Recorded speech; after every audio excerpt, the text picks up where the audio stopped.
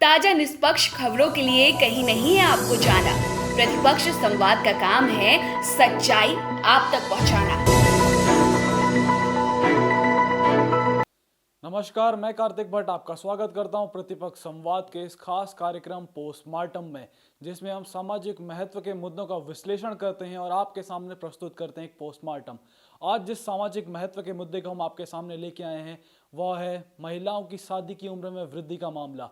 जैसा कि विदित है कि 15 अगस्त 2020 को प्रधानमंत्री नरेंद्र मोदी ने लाल किले की प्राचीर से इस मुद्दे को उठाया था। उन्होंने कहा था कि सरकार जल्द ही इस पर एक फैसला लेने जा रही है और इसके लिए जया जेटली की अध्यक्षता में एक टास्क फोर्स का गठन भी किया गया था, जिसकी सिफारिशें कुछ ही दिन पहले आई हैं। इसीलिए ये मुद्दा एक बार फिर चर्चा में बना हुआ है। तो आइए समझते हैं कि क्या है ये मुद्दा, क्यों महिलाओं की उम्र 18 से 21 करी जा रही है और क्या पहले ये 18 ही थी क्या ये, या फिर ये पहले भी कभी बढ़ा के 18 की गई थी। तो इसके इतिहास को भी जानेंगे और जानेंगे कि क्या इसके फ़ायदे हो सकते हैं और क्यों ये चीज़ समाज में बनी रहती है कि लड़की की उम्र हमेशा लड़के की उम्र से। इसके इतिहास की बात करें तो 1929 में शारदा एक्ट लाया गया था, जिसके जरिए महिलाओं की शादी की उम्र को 15 और लड़के की उम्र को 18 किया गया था। लेकिन समाज के परिस्थितियों को देखते हुए, लड़कियों के लिटरेसी रेट को बढ़ता हुआ देखकर सरकार ने 1978 में एक संशोधन किया शारदा एक्ट में, और लड़की की उम्र को 21 और लड़की की उम्र को 18। ये परिवर्तन एक समाज की दिशा को देखते हुए किया गया था, क्योंकि लड़कियों की लिटरेसी का रेट बढ़ता ही जा रहा था और एक लड़की को ज़रूरत थी कि वो अपनी एजुकेशन को पूरा करे और उसके बाद उसकी शादी। और हालिया जो परिदृश्य है उसको भी इसी वजह से देखा जा सकता है, क्योंकि 18 वर्ष की उम्र तक कोई भी लड़की ज़्यादा से ज़्यादा 12 तक की पढ़ाई को कर पाती है और उसके बाद उसे पढ़ने का समय नहीं मिल पाता, क्योंकि समाज का फिर एक माइंडसेट बन जाता है कि 18 होने के बाद लड़की को एहसास कराया जाता है कि अब तुम्हारी शादी की उम्र हो चुकी है, और लड़की को भी अपने रिस्पॉन्सिबिलिटी पहले से ही फील होने लगती है। और हमारा समाज तो भारतीय समाज ऐसा है कि लड़की को बहुत पहले ही बचपन से ही एक जिम्मेदारी सौंप दी जाती है। ऐसा लगता है कि उसने ससुराल जाना और वहाँ पे कई सारे काम करने हैं। अगर हम बात करें कि सरकार ने इस संशोधन के पीछे क्या उद्देश्य बताएं, तो सरकार का कहना है कि इससे एक तो मैटरनल मॉर्टेलिटी रेट यानी कि मातृत्व मृत्यु दर, यानी कि बच्चे के जन्म के समय माँ की जो मृत्यु हो जाती है उसमें कमी आएगी।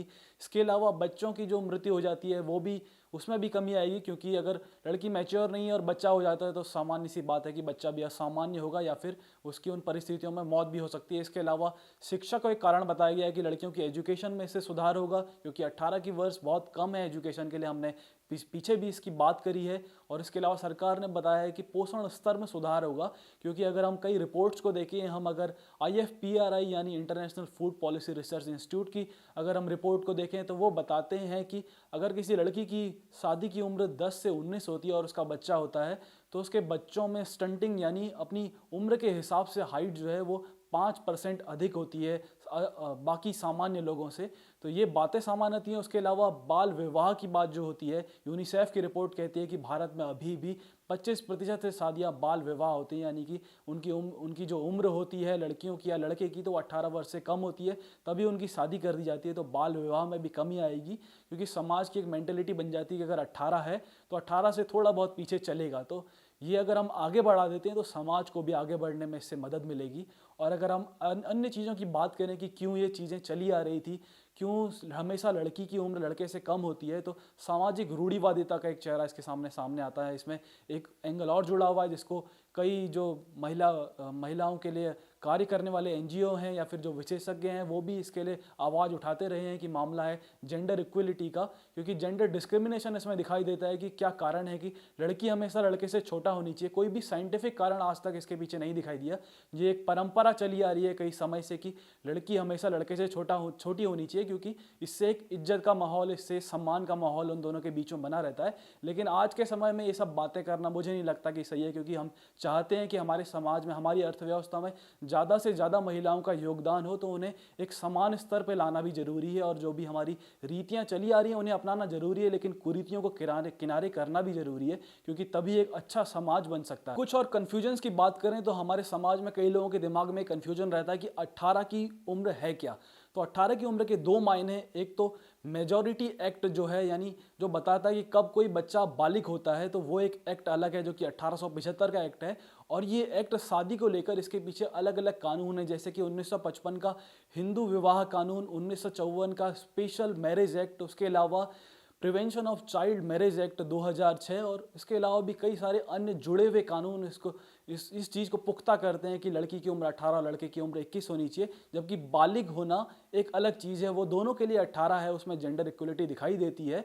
इसीलिए ये बात सामने आती है जब दोनों लोग 18 पर बालिग हो जाते हैं, तो फिर ये डिस्क्रिमिनेशन क्यों है, क्यों लड़की के लिए 18 है और लड़के के लिए 21 है।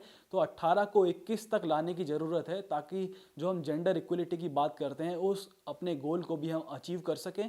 इसीलिए ये जो बातें सरकार द्वारा कही जा रही हैं वो बिल्कुल सही हैं, इसमें कोई भी बुराई नहीं दिखती है। और जेंडर इक्वलिटी एक ऐसा पार्ट है जो समाज में बहुत पहले आ जाना चाहिए था, भले ही ये पहल बहुत बाद में हुई है, पर हम कहेंगे कि एक बहुत अच्छी पहल है और इससे समाज में सुधार ही होगा। क्योंकि जब समानता पे कोई लड़का और लड़की को लाया जाता है तो कॉन्फिडेंस भी बढ़ता है और साथ ही साथ उनका समाज में हिस्सा, उनकी दावेदारी भी बढ़ती है। क्योंकि हम आज के समय में जानते हैं कि लड़की को लड़के से नीचा रखना ये बहुत जगह देखा जाता है, ये केवल शादी के मामले में ही नहीं है। अगर हम ज़मीनों की बात करें तो हम लोग जानते हैं कि कितनी ज़मीनें ऐसी हैं भारत में जो लड़कियों के नाम हैं, हर ज़मीन को लड़के के नाम किया जाता है। ये भी देखा जाता है कि शादी के बाद लड़का लड़की से बोलता है कि वो सारा सैलरी का पैसा उसी के अकाउंट में डाल दे और अकाउंट उसी से चलेगा, क्योंकि ये समझा जाता है कि लड़की कमज़ोर है, वो अपने पैसों को नहीं संभाल सकती, वो ज़मीन को नहीं संभाल सकती, नारी को कमज़ोर समझा जाता है। इसीलिए ज़रूरत है कि बराबरी को हम हर चीज़ में रखना शुरू करें। अगर हम हर चीज़ में बराबरी लाना शुरू करेंगे तो समाज की मेंटलिटी भी उसी तरफ जाना चाहेगी। तो इसीलिए हमारे चैनल की आपसे यही उम्मीद है कि आप हमारी बातों पर गौर करेंगे और हमारी बातों को ज़्यादा से ज़्यादा शेयर करेंगे। देखते रहिए प्रतिपक्ष संवाद।